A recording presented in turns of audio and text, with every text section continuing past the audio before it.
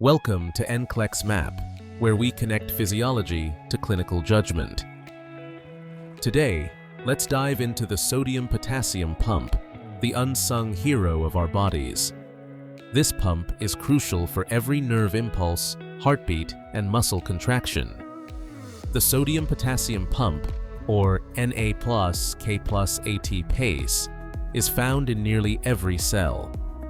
It tirelessly moves 3 sodium ions out and 2 potassium ions in, using ATP energy. This process maintains the resting membrane potential, keeping the inside of the cell negative. That electrical difference is what allows our nerves to fire and our hearts to beat. When the pump fails, the body's electrical control collapses, affecting every system. The pump does 4 life-saving things. It keeps potassium inside the cell. About 98% of our potassium is intracellular, thanks to this pump. Without it, potassium leaks out, making the heart dangerously irritable. It also pushes sodium out, preventing cells from swelling and bursting. It maintains electrical readiness, crucial for every heartbeat and muscle twitch. Lastly, it powers other transport systems, like glucose reabsorption in the kidneys. When the pump stops working, we lose control over every excitable tissue in the body. The sodium-potassium pump is energy dependent. Without ATP, it can't function. It begins to fail in situations like severe hypoxia or shock, where ATP production drops. Extreme potassium imbalances, drug interference, and massive cell injury can also cause failure. Each failure has predictable, life-threatening effects that we must recognize quickly. Normal serum potassium ranges from 3.5 to 5.0 MEq/L, controlling cell excitability. High potassium makes cells overly excitable, risking lethal arrhythmias. Low potassium leads to sluggish cells, causing weakness and dysrhythmias. The pump maintains that critical difference. Every shift in K+ reflects its work or failure. Imagine a dialysis patient missing a session. Potassium spikes to 7.2 MEq/L. The ECG shows peaked T waves and a wide QRS, signaling danger at the cellular level. Too much potassium outside collapses the gradient, leaving cells unstable and ready to misfire. That's why we give insulin with glucose. It activates the pump, buying time until dialysis. This isn't just chemistry, it's cardiac protection through physiology. Now, consider a heart failure patient on IV furosemide, feeling weak with PVCs. Their potassium is at 2.9 on MEq/L, making the gradient too steep for cells to fire easily. Muscles weaken and the heart becomes irritable, prone to arrhythmias. We give potassium replacement, but don't forget, magnesium is essential for pump function. If magnesium is low, potassium won't stay inside cells, leading to ongoing issues.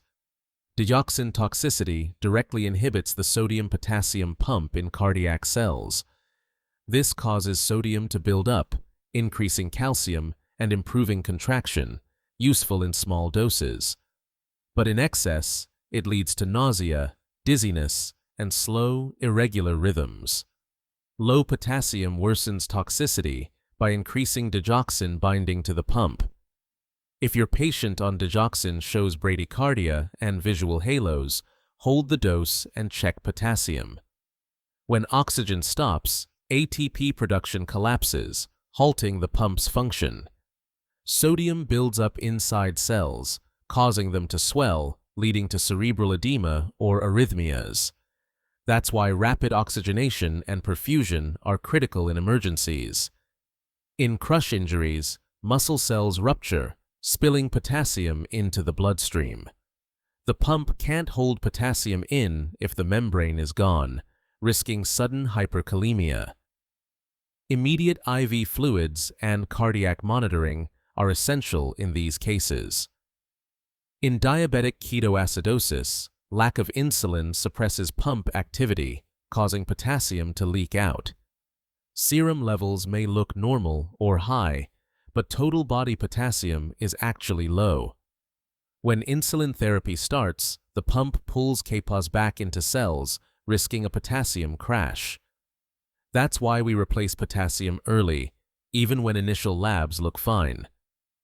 Understanding the sodium-potassium pump makes nursing priorities second nature.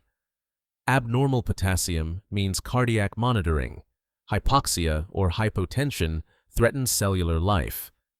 Digoxin with low K+ poses a toxic risk, while hypokalemia with low Mg2+ leads to arrhythmias.